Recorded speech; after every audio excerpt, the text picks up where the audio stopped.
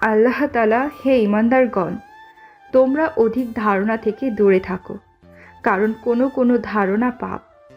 আর তোমরা একজন অন্যজনের গোপনীয় বিষয়ে খোঁজ নিও না, আর একজন অন্যজনের গীবত করো না। অযথা কারোর প্রতি মন্দ ধারণা পোষণ করে গুনাহগার হওয়া থেকে বিরত থাকাই শ্রেয়।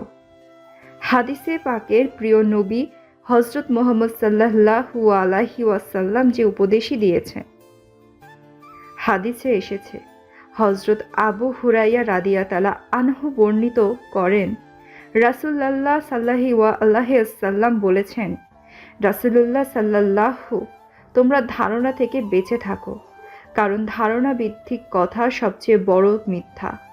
তোমরা একে অপরের দোষ অনুসন্ধান করো না, আর তোমরা একে অপরের ব্যাপারে হিংসা বিদ্বেষ পোষণ করো না, এবং পরস্পর শত্রুতা ও দুশ্মনী পোষণ করো না। পরক্ষণেই মনে কোরআন এবং হাদিসের কথা মনে হতেই নিজেকে বকা দিয়ে মনে মনে আল্লাহ তাআলার কাছে মাপ চেয়ে নিল সাফিরা। রাজিনা তার কলিগ বন্ধু মিনহাজ একসাথে ক্যান্টিনে বসে চাকরির সুবাদে দুজনে খুব ঘনিষ্ঠ বন্ধু হয়েছে, চায়ের কাপে চুমুক দিয়ে। একসময় মিনহাজ বলল, বয়স তো কম হচ্ছে না, আর কতদিন এভাবে থাকবি? হয় মেয়েটাকে ছেড়ে দে, নয়তো মেনে নে। এভাবে তো আর জীবন চলবে না। মেয়েটারও তো একটা ভবিষ্যৎ আছে, তোর জন্য তো মেয়েটা আটকে আছে। রাজিন কোক পান করছিল, মিনহাজের কথাই থেমে গিয়ে ভুরু জোড়া কুচকে পড়ল। আটকে আছে মানে? আজকে সকালবেলা মিনহাজ যখন অফিসের জন্য বাসা থেকে বের হয়, তখন আফরোজা বেগম কল করে মিনহাজকে সুপারিশ করে। রাজিনকে যেন সে একটু বোঝায়, তাই এসব কথা তুলে মিনহাজকে চুপ করে থাকতে দেখে রাজিন নিজেই বলে, মেয়েটা নিজের প্রয়োজনে আমাদের বাড়িতে আছে, কেউ তাকে আটকে রাখেনি। ওর মুখের দিকে তাকালে ওর সেই নষ্ট বোনের কথা মনে পড়ে যায় আমার। বোনের শাস্তি বোনকে দেওয়া কি ঠিক হচ্ছে? মেয়েটা তো আর কোনো দোষ করেনি, তাহলে ওকে কেন শাস্তি দিচ্ছিস? দিনের পর দিন এসব নিয়ে কথা বলতে ইচ্ছে করছে না বলেই উঠে দাঁড়ায় রাজিন। যাওয়ার আগে বলে যায়, বোনের মতো যে বোনের চরিত্র হবে না তার কি গ্যারান্টি আছে? অতঃপর মিনহাজকে কিছু বলার সুযোগ না দিয়ে হনহন করে নিজের কেবিনে চলে যায় রাজিন। মিনহাজ মাথা নেড়ে মনে মনে বলে, যতদিন না রাজিন মন থেকে মেয়েটাকে মেনে নিচ্ছে, ততদিন কেউ তাকে বোঝাতে পারবে না। নতুন অবস্থায় তেমন ক্লাস হয় না বলে তাড়াতাড়ি বাসায় চলে আসে সাফিরা আর তামান্না। যদিও তারা একসাথে আসে না, কারণ তামান্না নিজেই মিশতে চায় না সাফিরার সাথে। সাফিরা এতিম বলে তাকে হিংসা করে এড়িয়ে চলে। তার চেয়ে বড় কথা হলো রাজিনকে পছন্দ করে, তাকে বিয়ে করতে চায় তামান্না। কিন্তু সাফিরার জন্য তার স্বপ্ন পূরণে ব্যাঘাত সৃষ্টি হয়েছে। সেই কারণে সাফিরাকে এই বাড়ি থেকে তাড়িয়ে দিতে চায় তামান্না। সাফিরা গোসল করে এসে ফোন হাতে নিয়ে বসে। এখন তামান্না এসে বলল, কি রে, কি করিস? সচরাচর সাফিরার রুমে তামান্না আসে না, আজকে আসতে দেখে একটু অবাক হয়ে চুপ করে থাকে। তামান্না হাসি হাসি মুখ করে বলে, তোর সাথে একটা জরুরি কথা আছে। তারপর সাফিরার পাশে বসে দুঃখী ফেস করে বলল, রাজিয়ান, ভাইয়া তো তোকে একদম পছন্দ করে না, তাই বিয়েটাও মানে না, আর কোনোদিন মেনেও নিবে না। তাই তোর জীবন সুন্দর করে সাজিয়ে দেব আমি। আমার বান্ধবীর বড় ভাই কাতারে থাকে, খুবই ভালো বেতনে চাকরি করে। বান্ধবীকে তোর ছবি দেখাতেই ও পছন্দ করে ফেললো, নিজে থেকেই বলল ওর ভাইয়ের বউ করে নিয়ে যাবে তোকে। তামান্নার কথা সবটাই মনোযোগ দিয়ে শুনল সাফিরা, কিন্তু কিছু বলল না। তামান্না আবার নিজ থেকেই বলল, কিরে, কিছু বলছিস না যে? সাফিরা ফোন বন্ধ করে টেবিলের উপর রেখে ফ্যান বন্ধ করতে করতে বলল, হঠাৎ আমাকে নিয়ে এত ভাবছিস দেখে ভীষ্ময়ে হতভাগ আমি, তাই কি বলবো খুঁজে পাচ্ছি না রে। যাই হোক, জাজাকাল্লাহু খায়রা, আমার জন্য এতটা ভাবার জন্য। আমি ভেবে তোমাকে জানাবো। ঠিক আছে, আমি তাহলে যাই এখন। তামান্না চলে যাওয়ার পর বাথরুম থেকে অজু করে এসে জোহরের নামাজ আদায় করে নেয় সাফিরা। ঈমান লাভের পর ইসলামী শরীয়তের আবশ্যিক ইবাদত ও দ্বীনের মূল ভিত্তি হলো নামাজ, আর বেহেশতের প্রবেশের চাবি হলো নামাজ। এই কারণেই ঈমান লাভের পর মুসলমানের প্রথম ও প্রধান কাজ হলো নামাজ। সাফিয়ার খালামণি আর খালো ভীষণ ধার্মিক মানুষ, মাশাআল্লাহ। তাদের এক মেয়ে এবং দুই ছেলে, তারাও মা বাবার শিক্ষায় বড় হয়েছে। যদিও ছোট ছেলে এখনও ছোট, তাও বাবা মায়ের কথা মতোই মাদ্রাসায় পড়াশোনা করতেছে। কিন্তু একটা ব্যাপারে রাজিন মা বাবার অবাধ্য, সাফিরাকে স্ত্রী হিসেবে গ্রহণ না করা। এর পিছনে যথাযুক্ত কারণ আছে বলে মনে করে রাজিন। সূর্য যখন পশ্চিম দিকে ডুবো তখন সাফিরা রাজিনের ছোট ভাই আহমেদকে নিয়ে চলে যায় চারাগাছ রোপণের জন্য।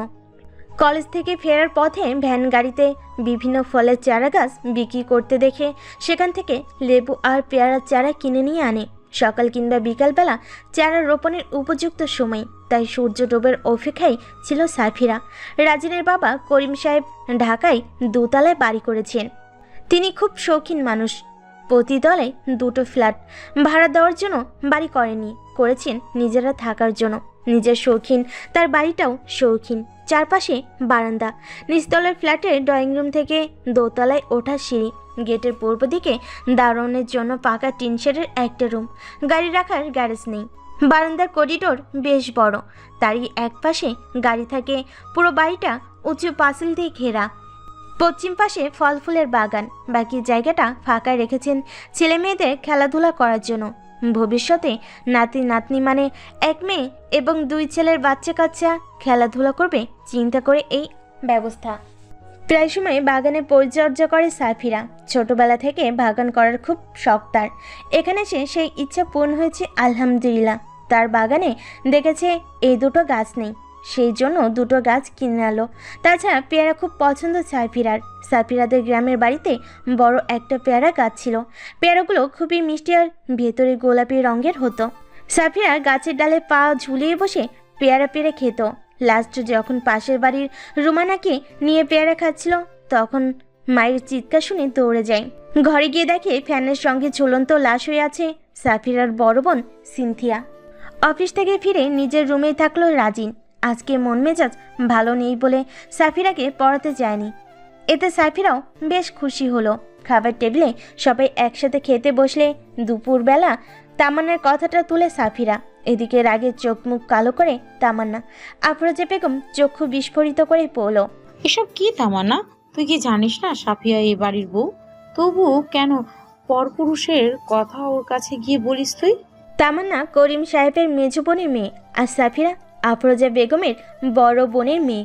দুজনকেই খুব স্নেহ করেন তিনি, তাই আদর করে দুজনকে মা বলে ডাকেন। করিম সাহেবের জিজ্ঞাসায় থতমত খেয়ে যায় তামান্না। সে ভাবিনি সবার সামনে এভাবে সব কিছু বলে দিবে সাফিরা। ডিমে যাওয়া গলায় পড়ল। মামা, আসলে ভাইয়া তো সাফিরাকে স্ত্রী হিসেবে গ্রহণ করছে না, তাই আমি ভাবলাম। এতক্ষণ সবটা নীরবে সহ্য করলো, এবার রেগে গেল রাজিন। বলল, সবাই কি খেতে বসছো নাকি আলোচনা সভা নিয়ে বসছো? তারপর সবাই চুপ হয়ে গেল আর রাজিন তাড়াতাড়ি খেয়ে উঠে চলে গেল। তামান্নাও তাই করলো। ও এখন পালাতে পারলে বেঁচে যায়। আজকে রাজিন পড়াতে আসেনি বলে বিছানা ঝেড়ে তাড়াতাড়ি ঘুমানোর প্রস্তুতি নিচ্ছিল সাফিরা। তখন আহমেদ এসে বলল, আপু ভাবি আসবো? সাফিরা এক হাতে বিছানা ঝাড়ু, অন্য হাতে কোমরে রেখে বলল, তোকে না বলেছি এমন অদ্ভুত ডাকে ডাকবি না আমাকে? আহমেদ রুমে ঢুকতে ঢুকতেই বলল, তোমাকে এভাবে ডাকার পেছনে তো লজিক আছে। এমনি এমনি তো আর ডাকছি না বলো। আগে তুমি আমার আপু ছিলে, তারপর ভাইয়া তোমাকে বিয়ে করলো। আগের আপু বর্তমানের ভাবি, তাহলে কি দাঁড়ালো আপু ভাবি? সাফিরা ঝাড়ু রেখে মশারি টাঙ্গাতে টাঙ্গাতে মজা করে বলল, তোর ভাই তো আমাকে বউ হিসেবে মানেই না, তাহলে ভাবি কিভাবে হলাম? আহমেদ একটু চিন্তিত ভঙ্গিতে বসে থেকে বলল, আচ্ছা আমাকে একটু বড় হতে দাও, ততদিনে তুমি অপেক্ষা করতে পারবে না। কি হবে বড় হয়ে? তখন আমি তোমাকে বিয়ে করে নেব। তবে রে? আহমেদ দৌড়ে পালায়। এদিকে সাফিরা হাসতে হাসতে শেষ, যদিও মুখ চেপে হাসছে, তবুও বেশ অনেকদিন পর মনটা একটু ফুরফুরে হলো। আজকে ঘুমটাও ভালো হবে ইনশাল্লাহ। সাফিরার তামান্না কলেজ থেকে ফিরে দেখে রাজিনের বড় বোন রিমা এসেছে শ্বশুরবাড়ি থেকে। তার 2 মেয়ে, বড় মেয়ে নিপুণার ছোট মেয়ে নামেরা।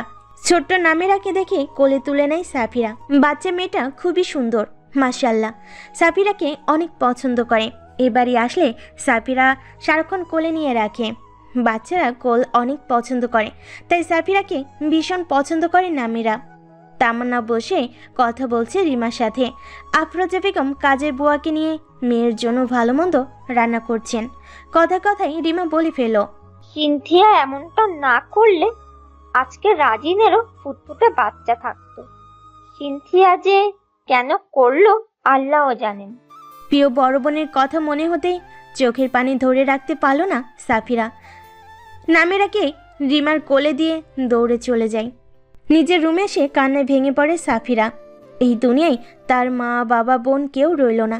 আর কে আছে তার মতো এমন অভাগী?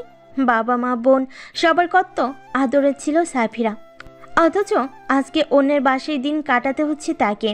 তার জীবনটা তো এমন হওয়ার কথা ছিল না। এগুলো যতই ভুলে থাকতে চাই ততই কেউ না কেউ মনে করিয়ে দেয়। মানুষগুলো কি বুঝে না সাফিরার বড্ড কষ্ট হয়? মানুষগুলো এত নিষ্ঠুর কেন?